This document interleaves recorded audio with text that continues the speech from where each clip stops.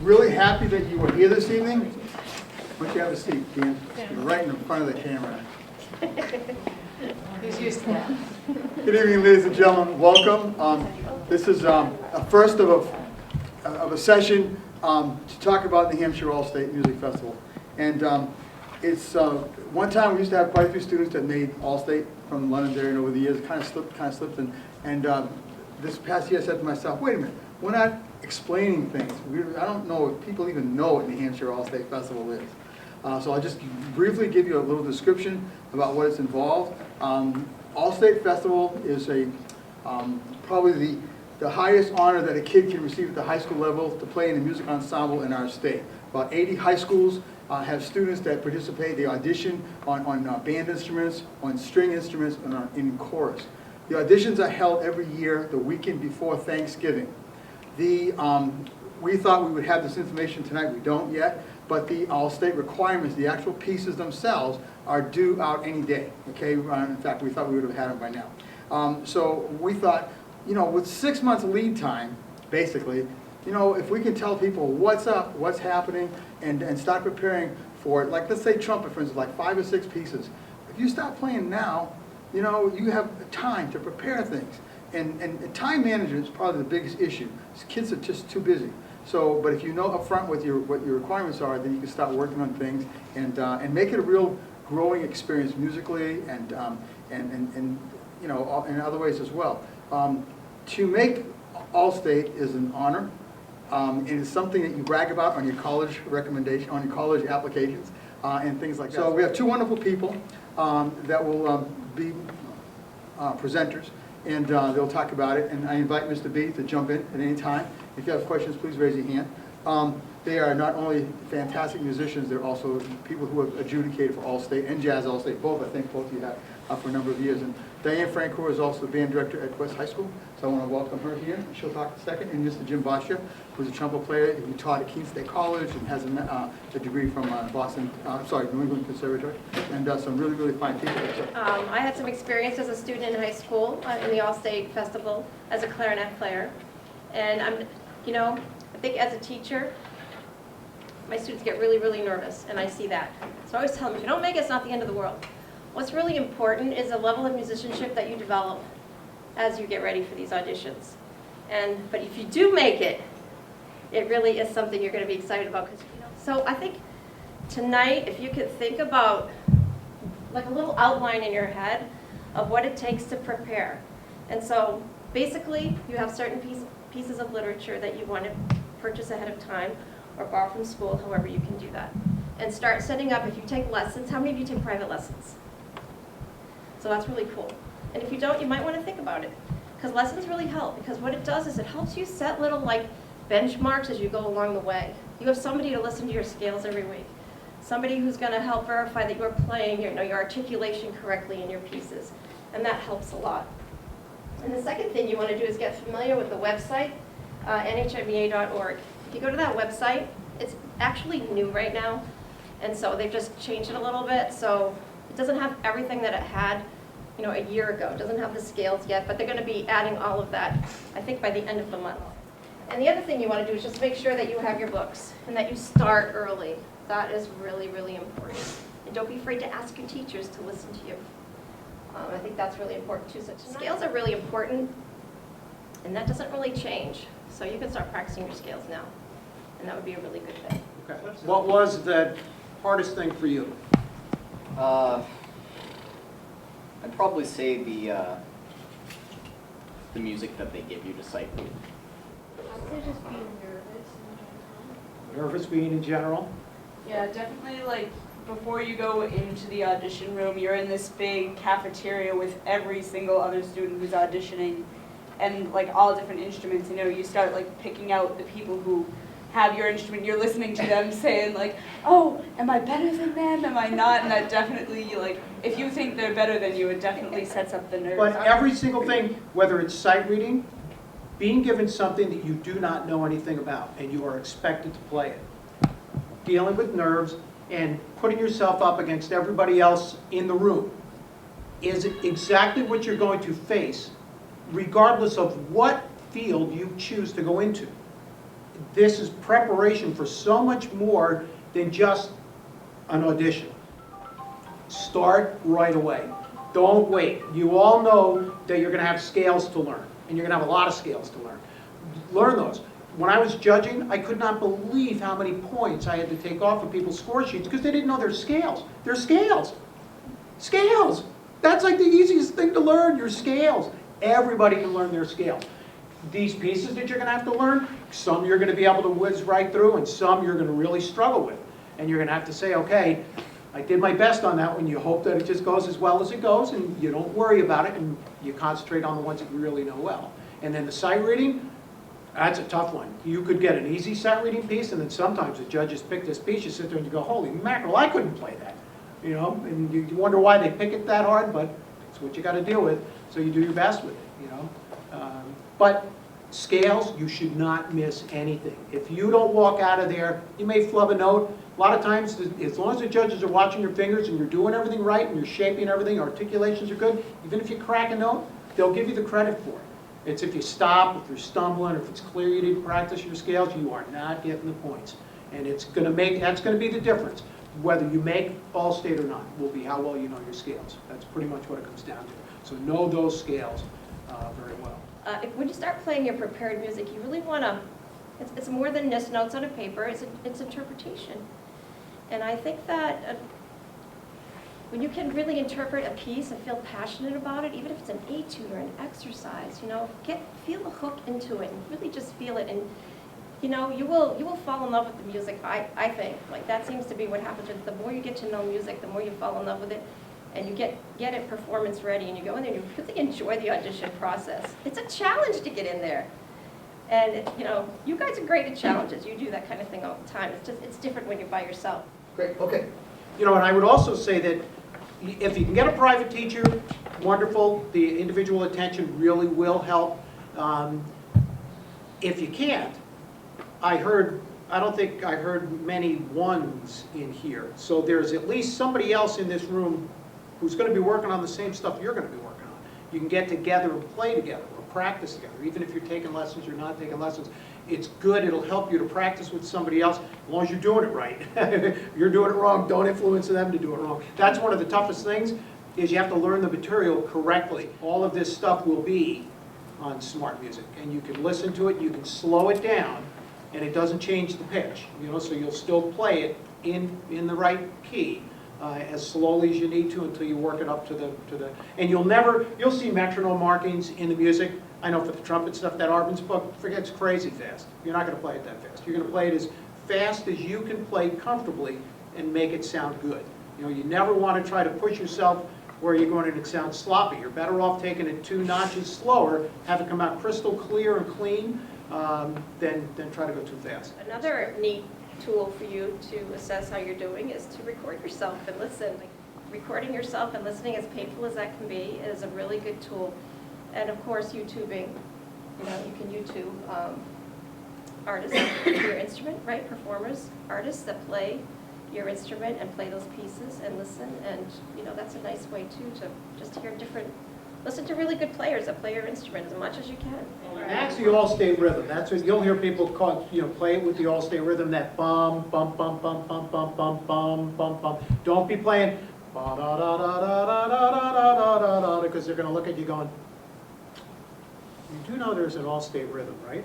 And that's the rhythm. So it's that bum bum bum bum bum bum bum bum bum bum. Just pound that into your head.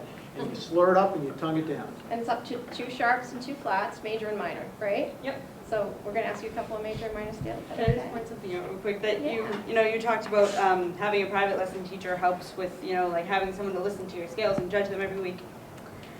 This is my lesson teacher's judge of, she writes it down. This was 10 weeks leading up to All-State. Every single scale, she rated every single scale on a scale of 1 to 5, and there's an average at the bottom, and it's just a big chart. That's what preparing for All-State is like. Yeah. And you It's a lot of work. My teacher, Clearly. Aubrey, is one of the adjudicators for the flute rooms, and so, you know, unfortunately, the past 2 years, I haven't been in her room, so every stylistic thing that she's told me to do, you know, you never know if the other judge is gonna like that. They have different tastes and different things that they're listening for. So Yep. it depends. And each judge is told, do not have any duplicate numbers. So when you're done, somebody leaves your room, whatever their score is, nobody else that came in that room can have that same score. So you don't end up with 5 people with the same score. So that compounds that problem of like 5 people that all sounded exactly the same. So I'm going to ask you to scale, and even if you make a mistake, you just, you know, performing is different. They don't want to hear you practice. This is one thing I remember having students come through, and when you're performing for an adjudicator or just in a recital or anything, you want to just follow, you just always act as if you meant it and just keep on going through and just push through. It's okay. So how about an F major scale, please?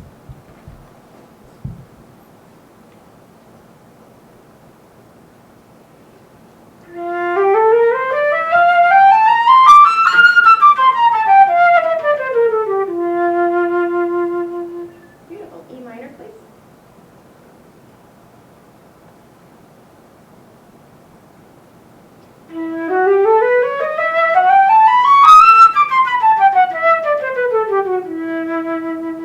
Chromatic, please.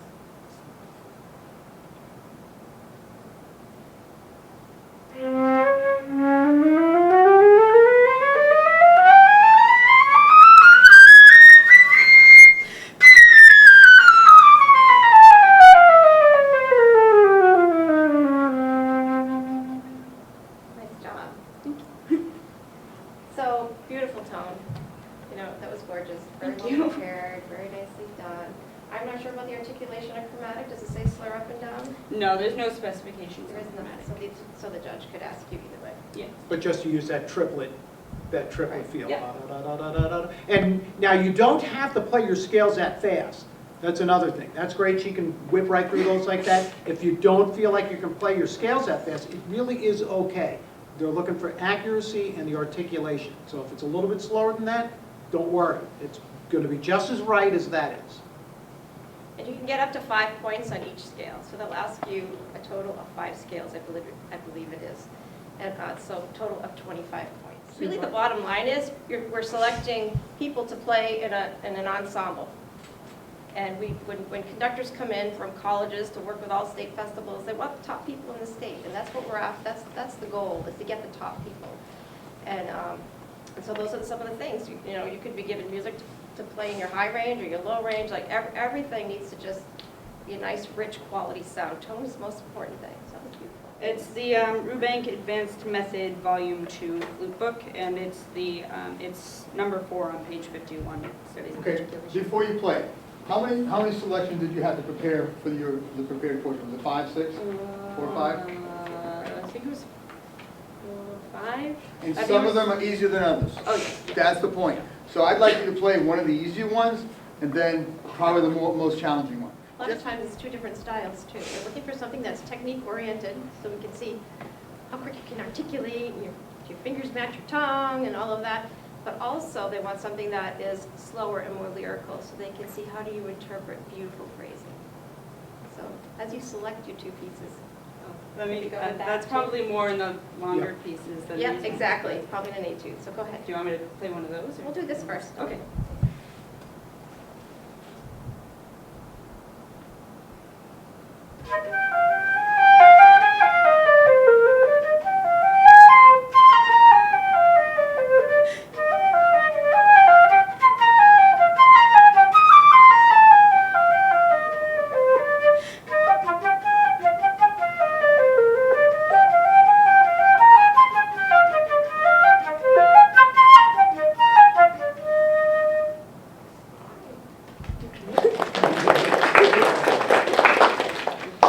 Takes courage to get in front of your peers.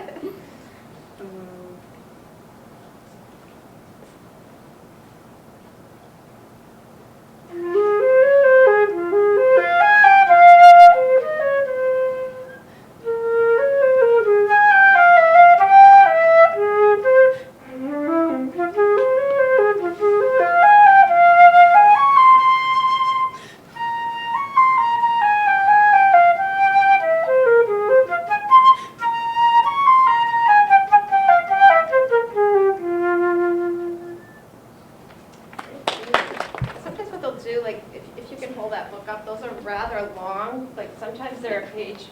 I mean, this one's just a page, long. But the other one that they had me play, which is fast, so they usually do like a fast one and a slow one. That one was double page. But sometimes they'll ask you to do like 6 or 7 lines. from Yeah, it, so you don't yeah, have it's- to do it all, but just to give them an idea of, these are very involved, and sometimes, like Largo, that's tough. Like, we think of the Yeah. slow, it's easy, but then they throw 30-second notes in there, and you have to get those exactly right, so.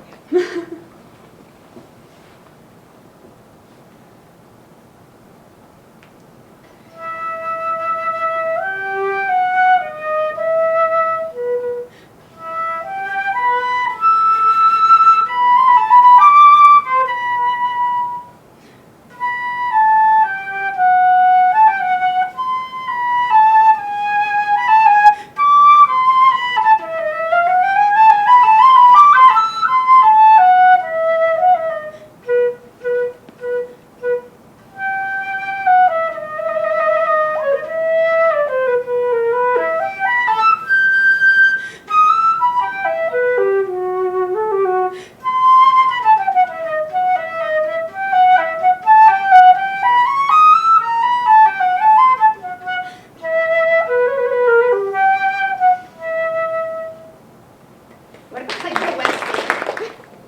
You know, just do from the beginning to there. So, you're gonna be given sight reading, right? The biggest problem we have is, as soon as we go, the judge says, oh, go right from here to here. So the instrument's up and they're playing, right? What do you wanna do first thing? Analyze.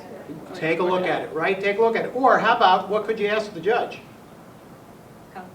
How fast, right? They don't have to answer, or they can say, you pick a tempo, but they may help you. They may say, you know what? And then that judge is singing it to themselves. So watch their hands, because their hands are going to tell you something about some note that's in there, as far as speed goes.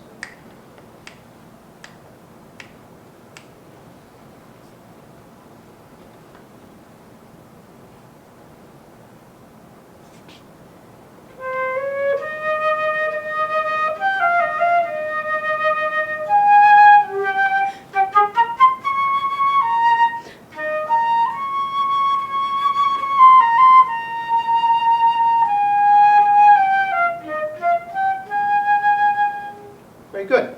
So that's pretty quick, pretty easy. They're not going to be that easy, right? Your sight reading will be a little bit harder. And then the one thing is, how did you play those?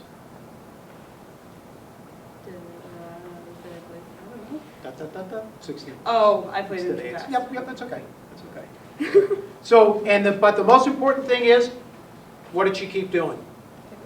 Kept going, right? Don't stop. Like, what would you say is something, Maddie, that you need the most help with in terms of sight reading? Probably key signatures. I tend to kind of look at the notes and not look at the key signatures at all, especially if there's, like if there's 5 flats, I'll play 3. So, So sometimes before you play a piece, look at your key signature. Can you identify a key signature? Musictheory.net is a little site. Like sometimes there are websites or pages that you can go to help you with that sort of thing. Like just kind of understanding key signatures a little bit more. Maybe play the scale before you start the piece. In your head, think about that G. If it's in G flat, don't think of that scale. yeah, and Mr. Susi can kind of advocate. I ask him all the time whenever I have, like a big audition coming up or something coming up or even just like a performance that I'm playing at, I'll ask, can I play in front of the class? Can I have a private audition, a fake audition with you? Can I do this, this, this, and this? And it's all just, to help me get comfortable with the fact that I'm going to be playing this in front of someone who's going to be judging me. First of all, you should have these books. They're standard methodologies that they're good books. And you need to own them. You need to own them because and one of the things, like, you can't go into an audition with photocopies. You can if you have the book with you, that type of thing to help you out. Maybe so you don't have to avoid page turns, or some of the books just don't stay open. You know what I mean? Because like that Arvin book, that's a tough book to take with you. But you have to have the book with you. All right. So, but you should have these books, and you should play some of the different exercises too. Get to know them a little bit. They could be good sight reading exercises for you, and things of that nature. But that was very good. Anybody have a question for Maddie? Like how much she practices a day? do you practice a day? On average, 45 minutes to an hour. So you work that into your lifestyle? Yeah. A little bit, okay. Yeah. And that also, like, even just like at the beginning of like band class, the 15 minutes we have, like before we actually start, I'll just, I have, most of the time I carry this stuff with me in my backpack. So I'll just pull it out, run through it real quick, run through a couple of exercises, some scales. You that take kind of private thing. lessons? I do. Well, when you get these books, you're going to get that exercise right there. Right here, here, here, here, and here are other exercises that are very similar to that. Use those for your sight reading too, because you've got to practice sight reading. Once you play your piece, you're not sight reading anymore. And you can't just sit there now for the next 8 weeks and practice just what you know. You're not going to get any better at sight reading. So open that book up and look for the hardest thing you can find and see if you can sight read it. Again, if you've got access to YouTube is a great suggestion, or the smart music where you can hear somebody play it, don't listen first, but play it and then see how you did, compared to that. And then the other thing I would say is, brass players in particular, we do a very, very poor job of warming up. So we like to sit down in band, that mouthpiece comes out of the case, it's in the horn, and we're either challenging each other to the highest note or the fastest pattern. And it's horrendous. It is a killer. You've got to be able to warm up. You've got to kind of come up with your own structure for warming up. Yeah, real important. Tone quality is key. It's the most important thing. Remember, because the judges are not supposed to know who you are. All right, so you guys are going to have a code. The school's going to have a code, and you as an individual is going to have a code. And they'll break the code afterwards when they start bringing the score sheets to the tally room, start doing all those calculations to get doing that. Anything you want to say? Screens, anything like that? Anything you want to mention? Screens, I don't think they use them right now. Yeah, they haven't been for a while, right? No. We don't use screens. Yeah, okay. And, so 10 points, interpretation, intonation, technique, tone, rhythm. Okay, you can figure out what all these things are. And then the adjudicated signature. Lots of times there are two judges for the same instrument. You might play like the prepared piece and the scales in one room. Or does the scales go with the sight reading? Yeah, I think so, yes. Yeah, and then sight reading on the other, with the sight reading and the scales, and again, judges' signature. You can't read them, but they'll tell you later who they are. The other thing is, like Mr. Bodge said a little while ago, the judges cannot give out two identical scores. So that's why we get into decimals. We get them all the time. Just speaking of private lessons, if you guys are interested, I coordinate all of that here between all the elementary, middle, and high school. We have teachers for every instrument. I will always say is it can help, like, even for a certain period of time. The summer's coming up, the perfect time to take lessons because you don't have too many other things going on. You really want to be competitive, you need some private help. Somebody that can take your issues, you're having a problem with range, or you're having a problem with articulation, you're having a problem with whatever, okay? You need a private instructor, I think, to help you out. And we have some money that we can help out with that if anybody's interested in the lessons. I'll add one other thing is, when I go to All-State every year, I chaperone the students. Most of the students I think I see are probably juniors and seniors. And there's a couple, you'll see a couple younger students, but one thing they all have in common is most of them probably tried out several times. No doubt. It doesn't hurt to try out freshman year, even if you're half, 50 to 60% prepared, just to go through the process of going into that room. And certainly you don't want to go in there and just have a terrifying experience, but it is good to even just go through the process, and you go into that audition room and you kind of can now picture what it's going to be like. So when you prepare the next year, you're a lot less nervous. And I've seen that over the years with dozens of students. Their first year, it's just like it's all nerves. Second year, they go in there and finally get it because they have the talent. It's just getting a hold of that audition. We do a little recital the week of All-State auditions in the band room. Of course, we don't have the numbers in the room, but you could do a little recital maybe after school, and it gives you a chance to play your etude or something. My students select, like, I was asked for an etude, something that they, have worked really hard on and perform it for the band. And so it's just a little recital. And it helps them to get a little bit of the butterflies out. It helps them to get a feel for what it's like to play in front of somebody. And that can help you before your audition. it's always good, you know, to have people around you that are better than you. You always want to have people that are a little smarter, a little better, a little richer, right? Because that gives you something to strive for. It kind of helps you to stretch yourself. You know, what I do is I keep all of my student sheets. I give them the original and I make copies for myself because I want them to go back the year before and see what they had to work on. And so then when they go through it again, they kind of know, oh, you know, like I need to work on my rhythm, my interpretation. Like, so there's flute and piccolo, but would there be a place for an alto flute at all? I think that that's a specialty instrument, so if they have a piece that they know that the conductor is going to put on the program, they might ask you if you play. You know, they might have you check off the spot, because they do that for some instruments. Definitely, or you tell them when you go in there, I also play alto flute if the need is there. Like an oboist, they might say, do you play English horn, or do you have an English horn? Just to kind of answer that a little more, when you get accepted to Allstate, you're also invited to the Chamber Music Festival, which is in January. It's a couple months before. And when I went 2 years ago, I was in the flute choir there, and they do have alto and bass flutes in that. I actually got an alto flute part, and I had no idea what an alto flute was, and it was really scary. But Yeah. But yeah, so they'll take like alto flutes for that, but I don't think they take them just for the regular band. He always beats me. This is what you sent me earlier. Oh, is that the email? Yeah. So, You can shut the lights if you want. that did it. You know, this was, you know what I did? I took pictures of these and I texted Tim earlier today, or emailed it. So you'll see here that, is there an instrument at the top of this? Andy, I can't remember, did I take that out? Flute. Flute. There's a flute, all right. So these are some of the comments. Can you guys read that? Yeah. Otherwise good, number 60 is sharp. You know, they really go into specifics here. I have the live copies. If you want, I don't mind staying here for a few minutes if you want to take a look at these. And I have all different instruments. But look at the comments. There's a lot. Good scales. Be sure to take your time and think before each one to avoid any mishaps. Try to keep, I don't know. This is like reading my prescriptions from the That's doctor. okay, it gives us an idea. Beautifully, you know, beautiful vibrato, good job at the rhythm, but be careful to keep your fingers under control. You know, some of that is nerves too. Try to add some dynamics to boost your sound. Good, and good for you, or good. Oh, keep playing, you have so much potential. Good for you.